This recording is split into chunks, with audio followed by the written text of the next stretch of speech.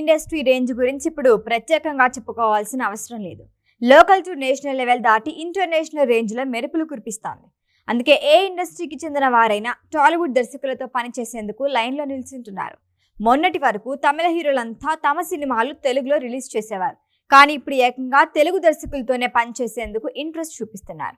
అలాంటి ప్రాజెక్టులు ఎన్నో ప్రస్తుతం సెట్స్ మీద ఉన్నాయి. అవేంటో చూద్దాం.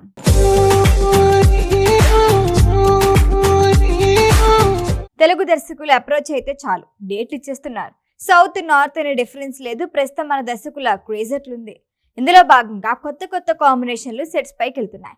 మొన్నటి వరకు తమిళ సినిమాల్లో నటించి వాటిని తెలుగులోకి రీమేక్ చేసి ప్రేక్షకులకు దగ్గరైన హీరోలంతా ఇప్పుడు నేరుగా తెలుగు దర్శకులతో సై అంటున్నారు. వాస్తవానికి హీరోనైనా దర్శకుడినైనా ఒకే భాషకి పరిమితం చేసి చూసే రోజులు పోయాయి. ఒకే ఇండస్ట్రీకి మిగిలిపోకుండా ఒకేసారి 4-5 భాషల ప్రేక్షకులను అట్రాక్ట్ చేసేందుకే ప్రయత్నాలు చేస్తున్నారు. అందుకే సరికొత్త కాంబినేషన్లు వస్తున్నాయి.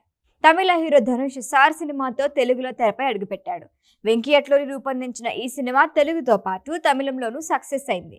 కుబేర సినిమా కోసం మరొకసారి తెలుగు దర్శకుడు శేఖర్ కమ్ములతో కలిసి పనిచేశాడు ధనుష్. నాగార్జున మరొక హీరోగా నటించారు. ముంబై బ్యాక్డ్రాప్ లో సాగే యాక్షన్ డ్రామాలో ధనుష్ బిచ్చగాడిగా నటిస్తున్నాడు. ఇప్పటికే రిలీజ్ అయిన ట్రైలర్ టీజర్ అద్దిరింది. ఈ మూవీ తర్వాత మరొకసారి వెంకీ అట్లూరితో ధనుష్ సినిమా చేయబోతున్నాడని టాక్. హానెస్ట్ రాజా అనే టైటిల్ కూడా ప్రచారంలో ఉంది. గజనీ రీమేక్ తో తెలుగు ప్రేక్షకులకు దగ్గరైన సూర్య ఆ తర్వాత రక్త చరిత్ర 2తో నేరుగా టాలీవుడ్ మూవీలో నటించాడు. ఆ తర్వాత మళ్లీ నేరుగా తెలుగు సినిమాలేవీ చేయలేదు. ఇటుకేలకు వెంకీ అట్లూరి సినిమాతో వస్తున్నాడు. ప్రస్తుతం ఈ సినిమా షూటింగ్ జరుగుతోంది. 2026 సమ్మర్లో రిలీజ్ కానుంది. చందు మొండేటి చెప్పిన కథకి కూడా గ్రీన్ సిగ్నల్ ఇచ్చాడట సూర్య. ఇక సూర్య సోదరుడు కార్తీ వంశీ పైడిపల్లి తెరకెక్కించిన ఊపిరి మూవీలో నాగార్జునతో కలిసి నటించాడు. ఆ తర్వాత మళ్ళీ స్ట్రైట్ మూవీ చేయలేదు. కానీ త్వరలో శైలేష్ కొల్లు దర్శకత్వంలో హిట్ 4లో నటించనున్నాడు. హిట్ 3 క్లైమాక్స్ లో ఏసీపీ వీరప్పన్ పాత్రలో కనిపించిన కార్తీ హిట్ 4 పైన అంచనాలు పెంచేశాడు. Love today, return of the dragon తో టాలీవుడ్ లోను క్రేజ్ సొంతం చేసుకున్న ప్రదీప్ రంగనాథన్ డ్యూడ్ సినిమాతో నేరుగా తెలుగులో నటిస్తున్నాడు.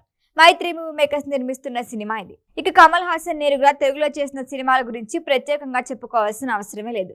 రీసెంట్ గా అయితే నాగశ్విన్ కల్కి 2898 ADతో నేరుగా మళ్ళీ తెలుగు ప్రేక్షకుల్ని పలకరించాడు.